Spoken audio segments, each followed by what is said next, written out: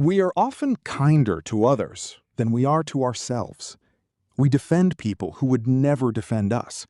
We give understanding to mistakes we would never forgive in ourselves.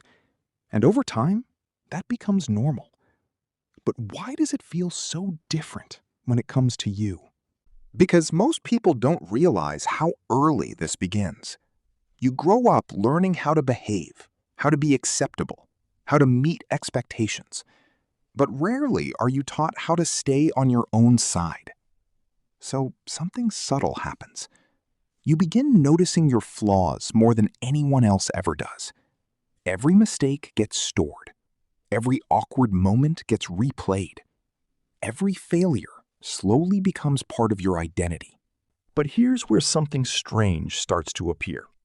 Why is it that your mind can explain others so easily, but becomes completely different when it comes to you?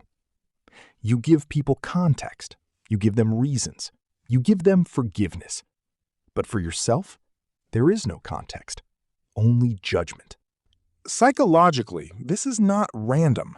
The mind is built to remember negative experiences more strongly than positive ones. It was never designed for self-acceptance. It was designed for survival. But survival always pays more attention to what goes wrong. And that creates something most people never notice.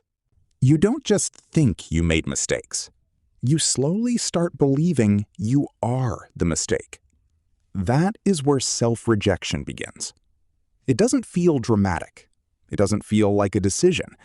It feels like background noise that never really stops. You should have done better. You're not enough yet. You always ruin things. And because it's always there, you stop questioning it. But if you think about it, there's another contradiction here. How can one mind treat everyone else with patience, but refuse to extend even a fraction of that toward itself?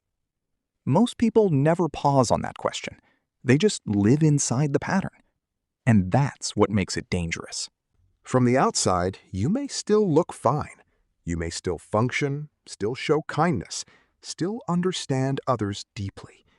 But internally, there is a different standard running quietly in the background, one that never gives you the same grace. And slowly, that gap becomes your normal state. One version of you understands everyone. The other cannot understand itself. And maybe the strangest part is this. You never notice when it started. The voice that judges you was never meant to define you. It was shaped over time by experiences, expectations, and comparisons you never consciously agreed to carry. And if it was learned, it can also be questioned. Not by forcing self-love, not by pretending everything is fine, but by noticing how differently you treat others compared to yourself. Because the moment you see that difference clearly, the pattern stops feeling like truth and starts feeling like something you were taught to believe. And for the first time, self-rejection becomes something you can observe instead of something you have to be.